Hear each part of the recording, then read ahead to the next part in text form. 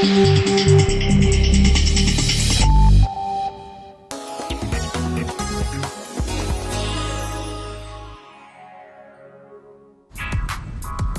eastern part of the Harz region is in two German states, Saxony-Anhalt and Thuringen. It's located in the former East Germany. Since 1992, the Harz narrow-gauge railway has once again been taking tourists up to the peak of the Brocken Mountain, more than 1,000 meters above sea level. For around 30 years, this area was off-limits to civilians. Finally, we can go up and see what it looks like there.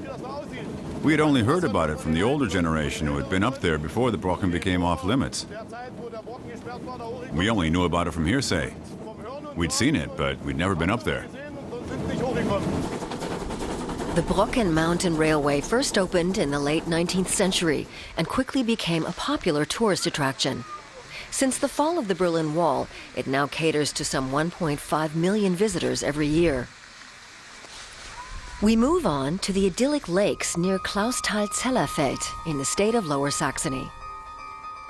They are part of the Upper Harz water management system, a complex system of ponds, channels, and tunnels built centuries ago for ore mining.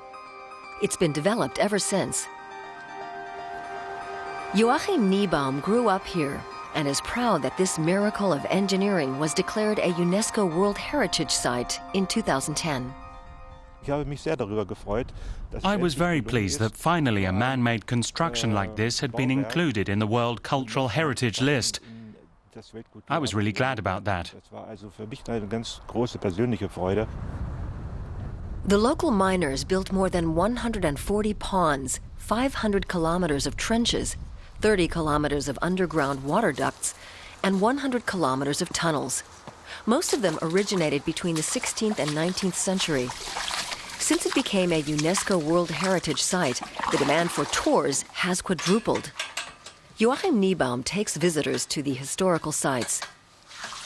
The Dorothea Rösche Tunnel has been a tourist attraction for 15 years. At the reservoirs, Joachim Niebaum explains how clever the miners were.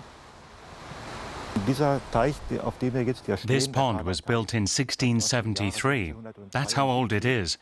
And from this spigot house, they could regulate the flow of water.